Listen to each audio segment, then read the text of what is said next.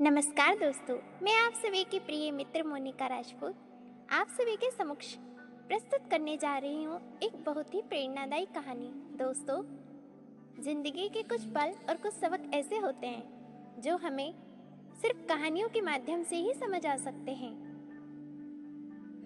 वैसे आप समझ गए होंगे कि मैं क्या बोलना चाह रही हूँ। चलिए दोस्तों, आज मैं आपको क्या सिखाना चाहती हूँ वह मैं आप सभी को कहानी के माध्यम से बताऊंगी। हाँ, वैसे इतना बता दूं कि कहानी आधारित है संगति के ऊपर।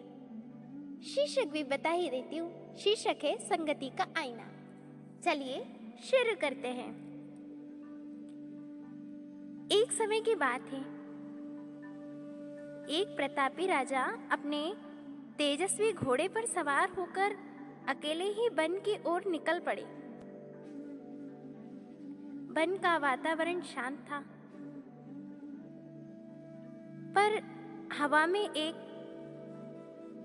अनजानी आशंका घुली हुई थी। चलते चलते राजा जब डाकू भीलों की झोपड़ियों के पास पहुंचे, तभी एक झोपड़ी के द्वार पर पिंजरे में बंद एक तोते ने उन्हें देखते ही कर्कश स्वर में चिल्लाना शुरू कर दिया। दौड़ो पकड़ो, दौड़ो पकड़ो, मार डालो इसे, घोड़ा छीन लो, गहने छीन लो। तोते के ये शब्द राजा के कानों में पड़ते ही बिजली की तरह राजा कौंध गए। राजा समझ गए कि वे एक खतरनाक बस्ती की ओर आ चुके हैं। बिना एक पल गवाए उन्होंने अपने उत्तम घोड़े की लगाम कस दी और उसे पूरी शक्ति से दौड़ा दिया। पीछे पीछे डाकू भीलों ने उनका पीछा किया, पर राजा का घोड़ा बिजली की फुर्ती से कुछ ही क्षणों में इतनी दूर निकल गया कि डाकू हताश होकर लौट गए। आगे बढ़ते बढ़ते वन का दृश्य बदलने लगा। अब वहां शांति थी, हरियाली थी और तपस्या की सुगंध थी। थोड़ी दूर पर ऋषि मुनियों का एक आश्रम दिखाई दिया। जैसे ही राजा उस कुटिया के सामने से गुजरे, वहां पिंजरे में बैठा दूसरा तोता उन्हें देखते ही मधुर स्वर में बोला, आइए आइए राजन, आपका स्वागत है, अतिथि पधारे हैं। आर्ध्य लगाओ, आसन लगाओ। इस आत्मीय पुकार को सुनते ही मुनि कुटिया से बाहर आए और उन्होंने राजा का विधिवत सत्कार किया। कुछ समय पश्चात आतिथ्य स्वीकार कर राजा के मन में एक जिज्ञासा उठी। उन्होंने विनम्रता से पूछा, महाराज, एक ही जाति के दो पक्षियों के स्वभाव में इतना गहरा अंतर कैसे हो सकता है? इससे पहले कि मुनि उत्तर देते, आश्रम का तोता स्वयं बोल पड़ा, राजन, हम दोनों एक ही माता पिता की संतान हैं। अंतर बस इतना है कि उसे डाकू ले गए और मुझे इन मुनियों का सानिध्य मिल गया।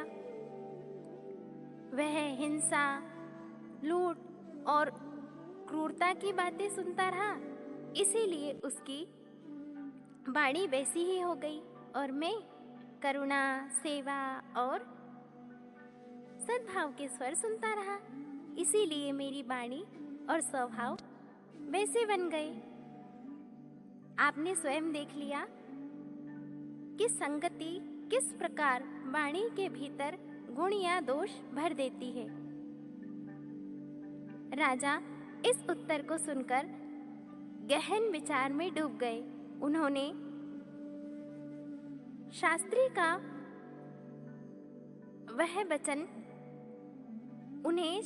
का वह वचन स्मरण हो आया, संगत्या दोषा गुणा भवन्ति, अर्थात संग से ही गुण और दोष उत्पन्न होते हैं।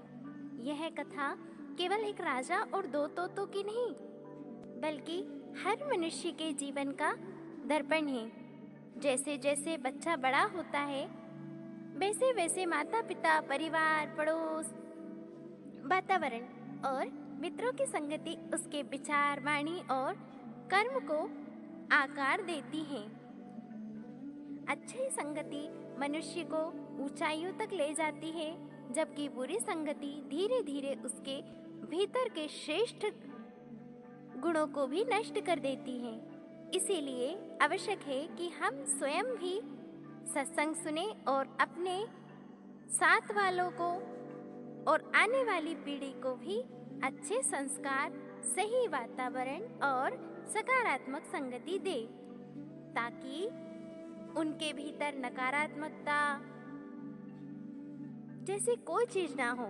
उनके अंदर मानवता, विवेक और सदाचार का विकास हो सके। यही इस कथा का मर्म है।